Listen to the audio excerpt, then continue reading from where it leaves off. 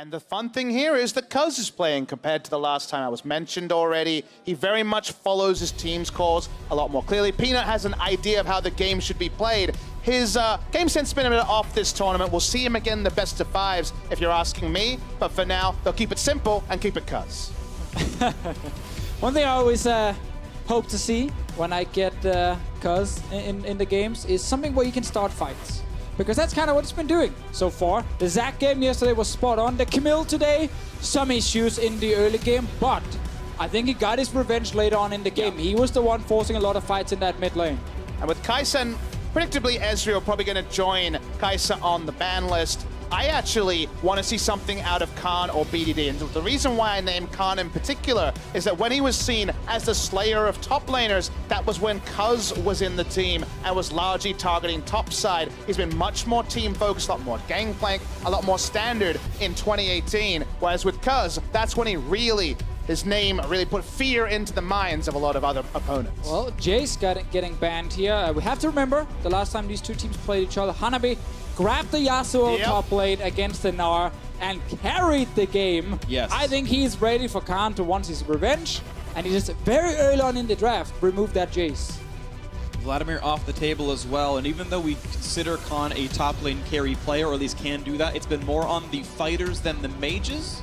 Generally speaking, of course, BDD a great mid laner as well, but that Vladimir I do believe was not a bit of a bad look for Khan when he played it earlier this tournament. Regardless, one more ban to come through for King Zone. Rakan off the table, but Varus, Betty's most favorite champion, as my words escape me, still on the table.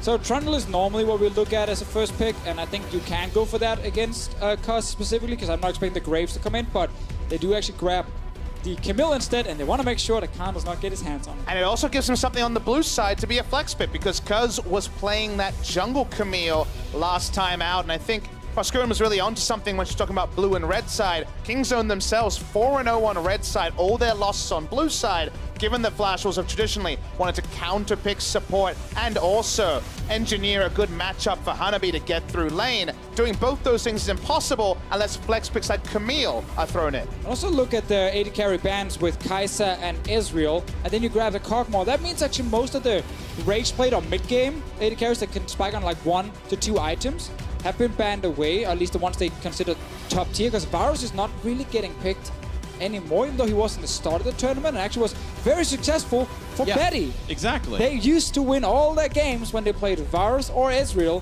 in the bot lane, and then last picked, counter-picked for Sword Art to have these winning, pushing bot lanes. I want to see Flash Wolves go back to that if they want to try and destroy this Kog'Maw here.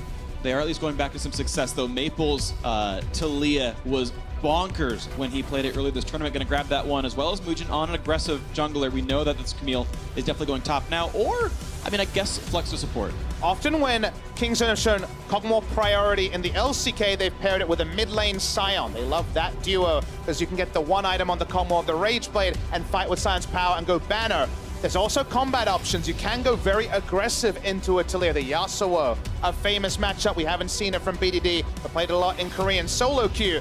Well, I want to mention that Flash Wolves have done something in the first round by first picking Camille, then taking the Graves. They're basically saying, we want a combat advantage over your jungler. We want you to take a tank jungler into the Graves that we've seen 3, 4, 5 camping advantage over their enemies. They do get that here as Cuz defaults to the Zac. But that Zac can still be huge when it comes to perma-ganking lanes and then later on in the game forcing team fights.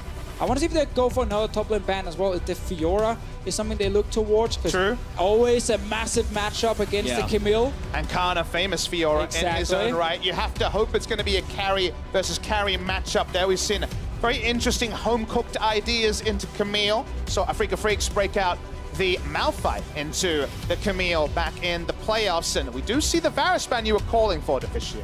And good to sneak that one in. That was going to be a very likely pick out of Betty here. This means 1, 2, 3 marksman bans so far, at least for conventional bot laners. No Zoe allowed as a kind of pick in Talia, and it's time for the final round of picks now. They know their lane matchups. They know it's top lane Camille, and they know that it is, of course, the Talia in the mid lane. Seeing what the choice here mentioned already, they love the Scion with the Kog'Maw. Usually only go one threat in this comp. See if the Scion is locked in, a flex pick, which should be Exactly, mentioned. yeah, still flex pick in case they see some shenanigans from Flashwolf's side. Now, what do they grab for Betty down in that bot lane? Because That's a most, Rage Play champion. I mean, You're right. yeah. You're right. Uzi Tough showed us laning at phase. Worlds. Uzi showed us at Worlds, and he was really good at it. Still seems unlikely, but in Betty and the rest of Flashwolves battling up against what everyone thinks the best team in the world. He's going to go for Ashe here. And it's now the first time he gets to play this during MSI, because otherwise it's been, you know, the Ezreal, the Varus, the Kog'Maw. These are kind of the picks he's been going for so far. It is now a crit 80 carry on his side, but it is an 80 carry that's very strong early on in the laning phase, and it could still be try and win bot lane. The identity of the LMS squad is very clear. They have Hawkshot, they have an invading jungler. They've denied and forced Kaz onto a tank. I mentioned the Yasuo. They're gonna do it. Okay. They're going mid lane Yasuo here, you would have to think. But if you look at Flashwolves, they're all about invading and tracking. They have so many different ways to shut down Kaz in the jungle. And they're so mobile, maybe they can just move away from the Yasuo. You can snowball the other lanes, and then you don't care about BDD, because we know he needs a bunch of items before he really becomes the big carry. But this is a test, guys, because I remember an international event where BDD picked for his own lane, picked the Syndra into the Malzahar, and was one of the main reasons that Longzhu lost game 1 and eventually the series against Samsung. Yasuo plays into the lane. This requires aggression. This isn't Galio for playmaking. These plays are highlight reel worthy. This is very, very exciting. A couple of knockups to the squad. The Zac and Cyan can set up for him. BDD bringing in the biggest new champion, I gotta say, for this tournament. Yasuo has been a up-and-comer so far. Has had some bad performances, but some really great ones as well. The battle for first place will involve the Yasuo in the mid lane. It's gonna be an exciting one to watch for. Prey and Gorilla also frequently considered the best bottom lane in the world. Haven't looked quite to that degree in this tournament, but what a time to show up is right now on Kog'Maw, one of the most sought-after champions in the game. And a time catch for Gorilla, where the job is most likely just to stay alive for as long as possible, because we know with this pushing bot lane, Ashe and Janna on the side of Flashwolves, then combine that with the strong early jungler and a roaming mid. There's a lot of players that can suddenly show up in that bot lane and try and make something happen. And a lot of players can show up and kill Zac at a camp. Both these comps actually have a lot of internal consistency. They know what they want to do. And it's going to be all about the setup to see who gets there first. And we are on to Summoner's Rift now for what's not going to be one of the last games. We are guaranteed tiebreakers, 1 or 2 days how it goes, but a battle for first is in front of us. The winner either has it alone or shares it with Royal Never Give Up based on their results right after this one. But Flashwolves have been a pleasant surprise so far at MSI 2018. Hoping to take down Kingzone here. Yeah, I think the first few days we all became Flashwolves fans. Sadly, however, for Flashwolves, they've lost 3 games in a row. So they are still in the running for that first place, but it will be quite a turnaround compared to the last 3 games where they've not been able to get the same early advantages, or if they did, they were not able to then execute around a Baron. And I think if you talk to 5 analysts, you get 5 slightly different reasons as to why Flashwolves have kind of fallen away from their 6-0 start. To me, they were the first squad at this tournament to have a good idea of what they wanted to do, as Khan is trying to put up a bit of a defense on the top side here, the secondary invade. They understood the meta, they loved the double range bot lanes, and they got a lot of leads through that. And this is important because this is what we see when Graves gets picked against things like Zac. Is you invade in early, level 1 to get wards around the buffs, to make sure you know where Zac is starting. And look, even Gorilla is up here defending with Kingzone, trying to make sure Kaz does not get put too far behind. So both supports are actually not in their lane when the minions spawn. But Gorilla's run teleports. We can get back down if he needs to. Sword Art, of course, has a combat summoner heal for him onto this one, as Gorilla not going to land the Q, and they're still fighting for the Sword Art, waiting in the wings to hopefully be a surprise, as that rebuff is going to leash and reset here. And so Maple and Mugen going to hope to steal away the Raptors, and well, Maple takes one of them. Sword Art takes another, but they're still denying farm from their opposing jungler. Gotta say though, if it ends up being a low econ game, you like the side of Kingzone as BDD's fighting already. The drop down pretty low with some damage coming across. Conqueror available, and now turns back off as he last hits a few of these minions here. But look how this tournament has shown us so many awesome level 1s. We are seeing supports start with their junglers. One support to defend and the other one to attack. Meanwhile, both AD carries are just sitting 1 versus 1 against each other in the bot lane. But for this playstyle, that suits Flashwolves because they can shoot a hawk shot and get more information on camps. Gorilla giving a leash for the Zac here. It's going to reset the camp, you'd have to think. Just sort out alone at the moment, but yeah, oh, it's almost gonna reset. Oh, it's gonna! It is, I think. Just walk away from it, just walk away.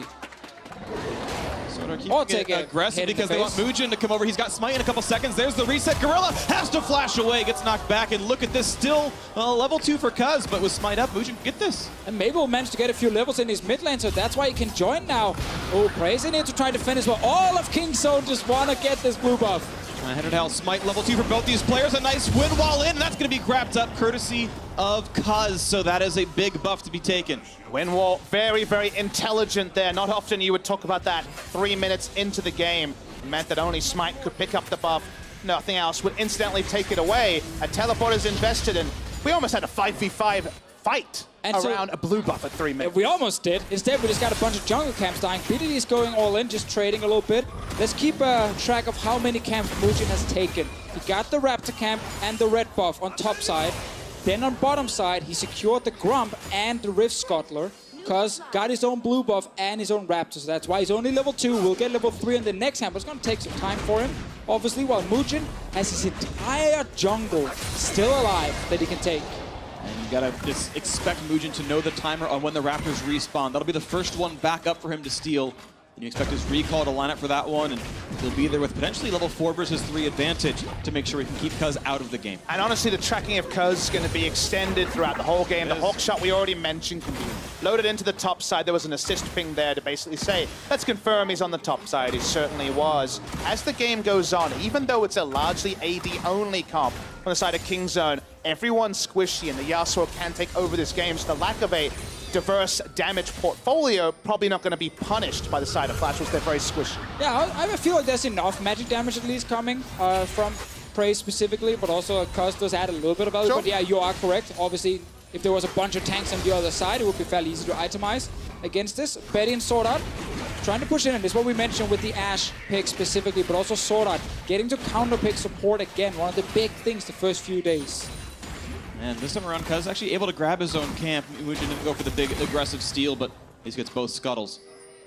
That's a small mistake, I feel like, because we have seen these Graves players like control every Raptor camp. Kasa famously did it yesterday, but this one slips away. And Peanut did it to an even greater degree in the first game, but we saw both the early Graves domination that led to a win and the early Graves domination from Kasa led to a win in that one, but the loss came on the side of Peanut. It's really about the mid-game execution. Cuz knows what he needs to do, dive in and start fights. The role of a Graves as the game evolves can sometimes be up in the air because he's not a true frontliner. He doesn't always do enough damage to burst through a Sion or a Zac, and now the Zac's invading himself. Oh, well, Cuz not going to go for the steal, but actually spotting by Mujin means they can surround onto him. He's going to slingshot right back out of the lane as they loop around and goes, okay, they know what's going on here. It does allow Mujin, I believe, to grab the red buff.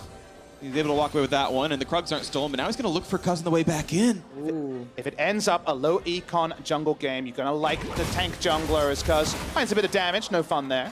Both has the Q, has the reload here, and Cuz going to have a hard time fighting. We're going to think the Gromp is back up, but low health bars. They've got to track the rest of the team. Talia's pushed in mid, so BDD can't join. And one of the most awesome things to look at is a professional team punishing a very slow early jungler. Just how many members are actually involved, how much communication you need, and timing of camps. Mabel is sitting on bot side, but Prey and Gorilla are under the turret, and it's not very fun to tower dive with Tom Kench bottom lane. They will get the camp, and Mujin gets another Rift Scuttler. So tracking the jungle, 3 camps in the jungle stolen, and no scuttles given over the neutral ones to the King's Zone jungle. It's only been the side of his map that Cuz has been able to grab. Mujin, level 5 to 4 here. Cuz being battle warded. That's the title that was given to Peanut for this sort of play, where you know where the enemy jungler is. The fact that he's killing the only camp that he feels safe enough, which is this Krugs. Mujin's going to jump over and contest them. Well, this one, though, Mujin can have Smite up much later than Cuz does here, so if there's a fight for the red buff, that's going to be an advantage to Summoners for about a 10-second window here. The red's going to come back up in a few seconds. We'll see if that battle happens as top is shoved around. Yeah, want to push in the top lane, and then suddenly Hanabi can move down on the Camille as well in case a fight breaks out. Gotta remember, Gorilla's TP is almost ready. Wouldn't be surprised to see him randomly just TP up to that top side and be involved. But it's not there just yet. A few more seconds. Cuz is around that blue buff. Mujin is level 6. That is huge for him. They spot each other. So now this is Cuz with Bit of an information disadvantage. The Scion is coming down. Talia roaming up first, though. So Maple's here for this one. Hookshot. They're going to look for Khan. There's a bit of damage. He's got the ultimate as well. The ultimatum is called. And Khan down to 400 HP. Going to be jumped in with the Weaver's Wall. Does have a way to go. Unstoppable. And just survives the collateral damage. It was very risky for him to walk up. Wanted to find information. Gets out of it, but only just. His summoner's down. But BDD finally has got some wave control. Can actually walk up. They still get the red buff as well on the side of Flash Trolls, and we're just seeing this control. Notice how the goal is always to push the lanes first so that your solo laners are able to walk into this jungle and team up with the jungler itself without having to lose suddenly an entire wave of minions and fall behind themselves. So very good play so far, Mujin, on this Graves here. It was just locked in even before we saw the jungler. He knew, because he's going to play a tank, I'm fine with this. Well, because they first picked the Camille as well, which is the champion that we did see Cuz played. It straddles the line a little bit more of a ganking jungler who can duel. There wasn't really that much left open in the effective Cuz champion pool, which of course is implied. He hasn't played many professional games. You know, he was always around the tank jungler side of the coin. Wasn't much he could go to. He defaults to the Zac, and then everything has flown on to King Zone, doubling down on strong team fights, potentially quite early with the Rageblade Cogmore, and Flash was playing this tracker style.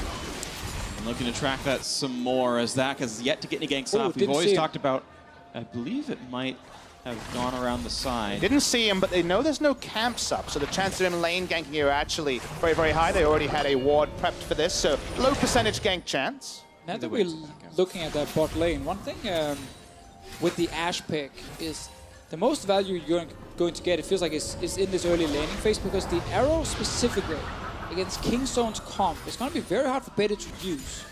You know, there's ways for BDD with Wind Wall, there's going to be Gorilla getting cleansed, and if someone gets hit and Gorilla is nearby, he just devours that target as well. So it's going to be hard for Betty to create a lot of picks, it feels like, with this Ashe. But obviously the damage, if she gets to stand still in a fight later on, I mean, Freak, you can definitely talk about, you know, Ashe fully stacked up. It's actually pretty decent. People think she's more of a utility, but she can actually deal a lot of damage. Yeah, the downside on her damage output is you have to attack 4 times before you get to turn on your steroid, and she's no escape, which means your positioning requirements are so high, you're often shut out of the fight.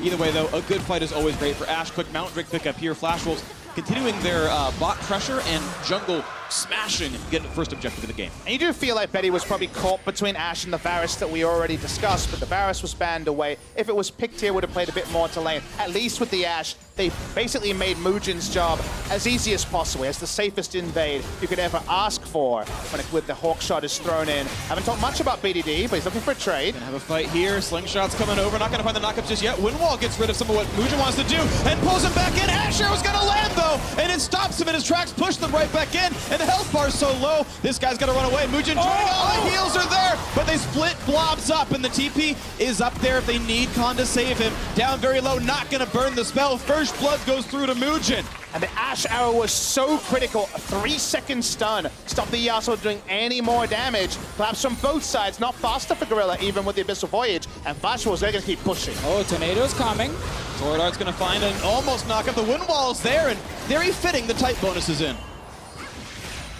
Yeah, and they get to defend BDD and the rest of King Zone. Actually, we see Flash Wolves still staying around. Betty is out of mana, but Mujin, he's looking at them Raptors. And a TP in for the flank. This could be a very important fight now for King Zone. Looking to pull the trigger onto this one. BDD has a knockup available. The ultimate not quite up, but he's going to find some damage. Mujin caught out, kicked down, and Prey gets one on the scoreboard. They just assumed that the battle was over. It was not. Maple bot lane's not joining. Nice job right there. Prevented the cancel on the knockup, forcing a flash of the sword out. Really nicely done. These wind walls have been on point for BDD. But it's the first time we're seeing a disconnect in the playstyle there. Maple was not supporting jump in and steal away the Raptors. They make a solo play. They could not have their mid laner there. And the teleport from Khan, intelligent to actually shut down something. Yeah, that one definitely surprised Flash Wolves, but the whole fight that just started with the 2v2 in mid lane, just when we mentioned how hard it's going to be for Beta to use, he's all in. Stun is in. Prey's going to have to get to Gorilla. Flashes in and jump right back out. A trade of flashes, though. Not the end of the world either side. Oh, Prey might be the next target then if we get another fight here, because Mabel's ulti is ready. If he can go towards that lane and Gorilla cannot safely get them out, that's a kill. We get the 2v2 trade, all in. Nice wind wall coming from BDD, and nice setup from Cuz, but then the arrow coming from the bottom lane, smack into the behinds here of Yasuo, and suddenly he can't actually kill Maple. So often when you have both bot laners reacting, the Tomp with the Tom Cans will react first. In this case, the global was more important. And even with a teleport on the blob, it's not possible. Sion was under turret. They wouldn't have been able to keep alive, cuz. Anyway, it's going to be some more lane pressure. Flash Wolves have bot lane on about 5 HP right now. Maple had shoved that one in a second ago, and they're sending the troops over. We'll see if they can donate the gold to the proper sources. I hope Sword doesn't steal it all. BDD going to shove this one up. Maple wants to fight for this in the mid lane. Hanabi and Kuz showing up as well. They get the knockup. This could be the death knell for the mid laner. Pushed around. There's the Let's Bounce. The kill picked up in courtesy for Kuz. And now Gorilla brings in prey as well. It's time to run away as Flash Wolves get out of that one. Bot lane turret did finally fall though. And Kingzone just focusing on getting BDD ahead on this Yasuo here. Want to get him to that PD as fast as possible. Bot lane turret did go down, so Flash Wolves are leading in gold. But now we have 2 assists at least for the Yasuo. And are we seeing a transfer in power? Because earlier, these sort of plays wouldn't have been possible because the Krugs would be dead, a ward would be on it. The Zac would have been eminently obvious when he was coming in with the less bounce. Now they didn't have any eyes on the top side of the jungle. The Zac can come in from insane engage range. It was actually a self-made knockup, but the knockups are going to be reliable for BDD to get these kills on Maple. So I want to mention that Khan on this sign, he's actually got Righteous Glory as his first item. Like, you already have plenty of mobility and engage as a sign with just your ulti. It's not going to help him a lot in the pure 1v1 against Hanabi, but he just wants to be able to walk and join his team. So keep in mind, he is running Glacial Augment as his keystone, so if he lands a slow from an item, giant slow fields come out, and it can provide a lot of extra crowd control for the team, so he's going to be a big slow machine. Yeah, exactly, if he gets into the fights. That's really the entire thing. Because the Camille here is like, okay, that's perfectly fine for me. I'm not too scared of that one item. I'm just going to continue split pushing. Khan's job is to get away and get in the 5-on-5 as often as possible. Against a tempo draft, like Flash was all about playing on the front foot and taking down turrets with their global mobility from Maple. You can understand wanting to get in there and commit harder. They're going to have to commit soon. Probably going to be mid lane turret going down here. Not a lot of backup for BDD. Does not seem defensible. Maple and Mugen going to share the local gold. Oh, she goes all to Mugen. Maple just outside of the range for that one, so 350 onto the Graves. Still, that is more of an early game champion. You don't need to keep donating gold to Graves. He's already got the money. I think he needs to do his job. Either way, very small point. So BDD starting to get there. No Phantom Dancer still. We know that Yasuo turns on with that one item to begin. No turrets for Kingzone because aggressive vision, well, they've been fighting for defensive vision. So getting vision in front of the river, that's still a pretty sort of task. It's going to take a long time to get there. Yeah, and Kuz obviously couldn't do much other than actually go mid. And I will give him credit. He was under a lot of pressure, but he still found 2 fights in the mid lane that has resulted in kills for his team. And that is important as a Zac, because when you are getting pressure and losing your camps, getting in and at least be involved. Smack into a wall as well. Too much praise to Fishio, calm down. Okay, Pastor curse. Let's not praise him anymore after that one. Funny enough, the camera always needs to be on them when that happens. It's true. Good job, observers. Always amazing here. And now we get to spot a fight in the top lane as Betty throws very low damage arrows towards that Sion, and he doesn't seem to care about the damage whatsoever. Hurricane done, 30 still partway through, but big power spike in for Prey. Rageblade is in. Kog'Maw will be scary in a 5-on-5. Hanabi will be spotted because Kingzone, they have full control on this bottom side. Both teams are just kind of trading sides. See deep vision from Flash Wolves up towards the top lane. Just want to trade turrets right now, which is effectively the best you can hope for as Kingzone, seeing as you are already behind. But honestly, they're kind of getting a positive trade in that they're trading on the side where there's a secondary objective in the Drake. They are going to lose a turret, but given that Kingzone had no map presence 5 minutes ago, this is a pretty preferential trade for Kingzone. Well, they might push for 2 now. You can see how we get an early recall from Gorilla to try and go stop it. 4 members of Flash Wolves to the top side. Oh, Khan's gonna have to burn Flash, probably, unless they can burn him down in time. The knockback is there, even the Flash won't help him! The kill comes across, they pop him into the passive. But now with some defense, they're gonna get to defend the turret. Drake still goes over. Look at the health bars getting down, though, maybe putting a lot of damage across. And especially when they see that Zac soloed down the Drake, they know he has to recall. They can still continue to put down very deep vision. They're contesting a door ward there. Do they get the seismic shove almost on a Gorilla? Pops the gray health and should survive this one. Health bar is pretty high. BDD getting a bit low. This buys a lot of time as more turrets have fallen. The mid lane push worked out for Hanabi, and Betty is alone in the top lane. So this is turret to fall in a row for Flash Wolves. Yeah, we have to remember Kingzone. It takes them forever to kill that Drake with the Zac here, so they were actually not able to like quickly just grab 2 objectives and go back and defend. It was just Khan there at first, and Flash was made the correct call. Don't stop. Just if you see them bot side, rush for tier 2, and then they actually managed to secure the kill.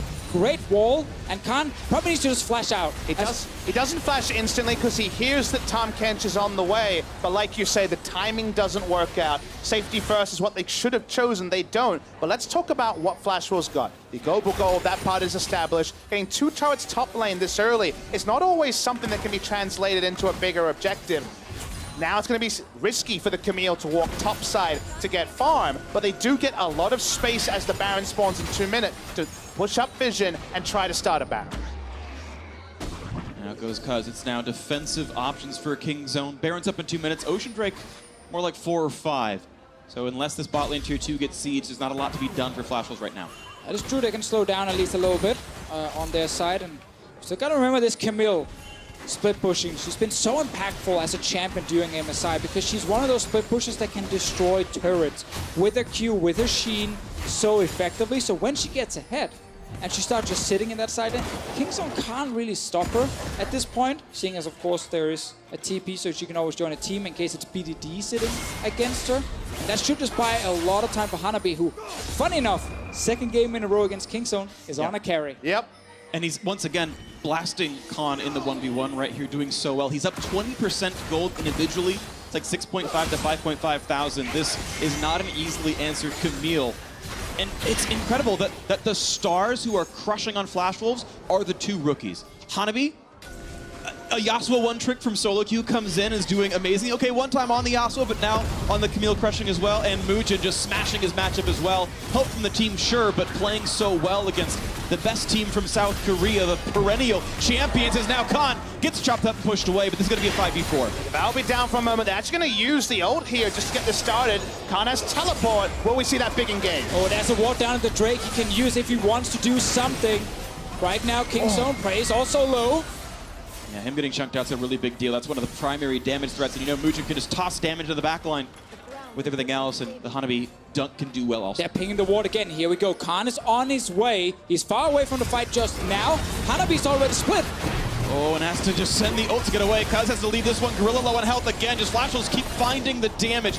Another volley across the squad as well as the next minion wave is here. A knock up there as Khan is off to the side. Glacial was used, and now look where the stun gets. So finally, flash away. It took him so long to find that button. Now, if they're even in gold, you can make that play, but they have to use everything. The Yasuo win wall, a lot of defensive moves, just to stay alive under the turret. So it didn't end up being a flank. It just ended up buying them a little bit of time. But everyone needs to fall back. They need to recall and heal up. Flashwell's not able to push themselves any further up, but the engage for Kingzone still eludes them at 20 minutes. Flashwell's consolation prize is grabbing a blue buff now. Ooh, yeah. Hanabi had to flash away. If you let Searching Strikes land, that would have been a pullback and possibly a combo in. So a blue buff steal, but that turret was defended pretty well by Kingzone. Didn't lose much more than cooldowns and didn't lose any turrets. It's going to be fun to see Kingzone in these team fights, because there is a lot of knockups for a Yasuo. If Cos gets the correct engage in, suddenly it's a perfect setup for BDD. Sword Art on his side is gonna be kind of the one person who can try and disengage everything, but there's some tools that are really hard to get rid of as a Janna. Like if Cos goes into his ulti, if it's a Scion ulting into you, you can't just instantly get rid of him. You will most likely get hit and get knocked up, and then BDD can follow. So there's going to be a lot of things Soda needs to watch out for. This is going to be one of the very hard Janna games to play because everyone just wants to kill you. And that's why there's no easy answer to Fisher to how far ahead does Flashwells need to be with this draft. 5,000 gold over Kingzone. It's a very nice spot to be in at 21 minutes, but the reliability, as you're outlining, is super high, even though Janna gives them that one full reset. And as the wave gets pushed in, only a little bit of damage dealt out by Kingzone here, looking for what scraps they can find.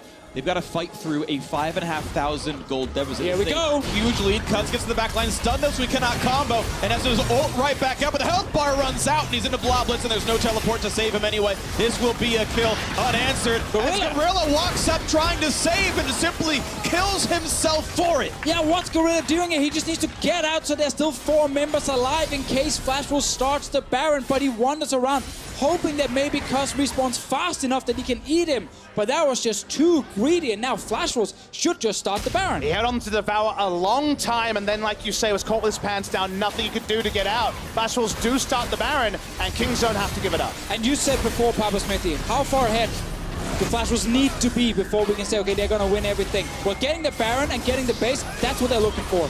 And here's the knockup. They will be able to get a kill for this one. Hanabi maybe farther ahead than he needed to. Could have backed off once the Baron was started, but at least a consolation kill for Kingzone and Baron on a 4. Classic split push. Yeah, classic split pushers. Whenever you do something great for them, they always have to do something, give it something over to the enemy team. That's actually pretty big. Hanabi not with the Baron buff. Yeah. Because he's gonna obviously just sit in a side lane and control it. It might allow Kingzone to defend a little bit easier. And maybe lose one less turret, one less inhibitor as a result. We'll see what happens in the Baron power play. Still 3 minutes to play with that one. Watch that fight again, and Kingzone wanted desperately to start a battle. And Cuz desperately wants to engage. He sees Janna and also Vitaly. He doesn't see Ash, who walks up and stops the engage early. And Gorilla really continues to step up. Could have disengaged at any point, and it's the reason why we usually see Kingzone playing drafts like Flash Wolves, because when you go for teamfight execution, the execution goes wrong. You lose Baron, you lose turrets, you potentially don't have enough gold to win the next teamfight. The gold leaders balloon to 8,000, and Kingzone, with the dregs of a super powerful teamfight comp, are not 100% to win the next fight. See with Flash Wolves, we'll have plenty of time to push down this turret here, seeing as Gorilla and Freya just recalling top lane. Hanabi is in mid without the Baron buff. I gotta say, I'm impressed with Flash Wolves, though. They're playing a 0 tank composition. You can't really faithfully call Camille a tank right here. They are playing 4 ranged champions and a split pusher, and are out team fighting the best team in Korea. Yes, the gold leads in the early game matter. Now looking for the frontline knockup. They've got one looking to kidnap in as they look for Graves, but no kills across just yet. Instead of backline access coming through as Flash will look to do a bit of damage. They push BDD away. Hanabi in the backline. He's gonna find Zach. No passive. There's Sword Art. Somehow grabs the kill, and now Khan is forced to run. Does have the ulti, not gonna pop much, and just gets chalked down as Betty grabs that one through the slows. Onto the base they go. Perfect setup once again. Talia wall in, and when Kos says, okay, we need to fight, that's the only way to defend. He flies in, instant disengage from Flash Wolves, and then they can just turn around and destroy Kingzone. They're going straight for the Nexus. Their executions have been so great. Once the Yasuo wind wall goes down, these next turrets are going down too. A lot of damage into the base, and it's a 5 versus 3. You have to imagine Kingzone cannot really defend this easily. They will kill off the minions and force Flash Wolves to wait a little bit longer, but now a wave in the mid lane means they're going to knock down the second inhibitor turret as well, and the respawn still 10 seconds on Khan. They will play with this 5v4 for a few seconds, but their health bars are low. Be aware of what a re-engage might look like. Out they go. The cannon might die in time. Khan's TP is available. That's why Flash will step away, not knowing exactly where he could TP to potentially start something, but it is a great game from a team that's lost 3 games in a row. Yeah. Who's now bouncing back. Awesome early game with level 1 strategies, Sword Out with his jungler, deny cost. It turns into a fight like this one. They block away Kingzone no, okay, we gotta fight this one. But the engage is not onto Sword Out, so suddenly now he can shield, he can heal, and the rest of Flash Wolves can step forward and destroy Kingzone. BDD comes in instantly exhausted, no value out of the Yasuo team fighting. And we have to say there's a lot in common with this draft from Flash Wolves and how they were winning games in the first 2 days of this tournament, specifically around early leads. When they got first turret, they were very reliable from ahead. From behind, Hanabi's been caught on Cho'Gath. They've all individually had some pretty poor Baron setups as well. There was no Baron setup needed. They got some kills. They got the first turret and moved forward. And from ahead, Flash Wolves look like their old self. Yeah, it's been great to see Sword Out once again getting a counter pick in the bot lane and actually just perma-pushing with Betty on this Ashe to secure an early turret down there. Now they're pushing it once again. Kos is going. Oh, nice knockback there, and they're going to get away from the let's bounce. The Flash was burned. The stun's going to come through. Mugen is going to get that first kill, and no one's going to follow up Khan. It's now a 5v4 without a jungler. Going to be a hard fight now for Kingzone to win. Of course, their base already in shambles. The mid lane very, very low. Hanabi couldn't quite find the inhibitor just yet, but the team is ready to re-engage topside with the Yasuo far away. Good attacks come through for Prey. The heal comes in, though. They might find the re-engage now as Hanabi is around the backside looking for BDD. Going to find the stun, and now Khan is going to drop. Gorilla low on health as well. The kills coming through fast and furious, and all of them going to start dropping now as BDD is alone and cannot win these duels. A 1 versus 2 at the very end of it. Flash Wolves are going to win this game. Kingzone tried something different, but that's what happens when you pick for lane and don't pick for the roaming. BDD couldn't hit the side lanes. He wasn't really relevant this game, and Flash Wolves deserved winners. So Flash Wolves guarantee a high seed in these semifinals. They locked that one in back in day 3. They knew they were in the top 4. It was about playing for seeding. At worst, they're on a tie break for first. At worst in that, they're second place. Of course, depending how the other matches go, they might just secure first place anyway. And they just 2-0'd Kingzone in this group stage. they show their full control of how to play against this team. So much of it is focused on applying pressure through Mujin here, always in the jungle. Cuz grabs that Zac. He already knows he's against the Graves, but he wants it because limited stage games for him here this split. Probably only a few champions he wants to actually play. He wanted some engage, but that got punished in the early game. And I just love when a plan comes together. Everything about the Flash Wolves comp was about punishing Cuz. And by the end, it was sad seeing him a few levels behind, trying to jump in, dying before he can even get out on his ultimate. That's the reality of when you've been counter-jungled as team-wide effectively as what we saw from the Flash Wolves. And that means Kingzone will finish third. Yeah, we also saw in this draft here, Kingzone tried to target Betty down the bot lane. We had so many 80 carry bands coming in. They grab an early Corkmore, and then Betty. First time we get to see his Ashe here in the group stages. Pushes in that bot lane, lands some really good arrows as well, despite all the problems with the Tom Canch and a wind wall. Great game from the bot lane of Flash Wolves. Again, highlight Sword Art and his Janna play. Yep, and Betty even topped the damage charts on his team. Honestly, a very well-played game. Flash Wolves are going to be number 1 or 2 at the end of the group stage. We'll see what World Never Give Up can do next, but now we're going to get some thoughts from our analyst desk on that Flash Wolves win.